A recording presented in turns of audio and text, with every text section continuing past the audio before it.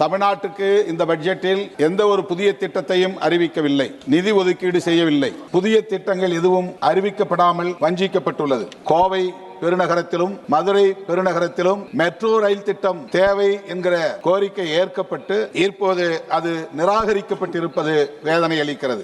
ஓசூர் மிக முக்கியமான ஒரு பகுதி, அங்கே விமான நிலையம் மிக முக்கியமான ஒரு தேவை என்கிற கோரிக்கை முன்வைக்கப்பட்டது, அதுவும் நிராகரிக்கப்பட்டிருக்கிறது. தமிழ்நாடு வளர்ச்சியடைந்து விடக் கூடாது என்கிற உள்நோக்கத்தோடு இவ்வாறு செய்யப்படுகிறதா அல்லது தமிழ்நாடு இந்தியாவுக்குள் ஒரு மாநிலமாக இருக்கிறதா இல்லையா? கல்வியிலே, சுகாதாரத்திலே, தொழில் வளர்ச்சியிலே இன்றைக்கு இந்தியாவிலேயே முதல் மாநிலம் என்கிற தகுதியை பெற்றிருக்கிற ஒரு மாநிலம் தமிழ்நாடு.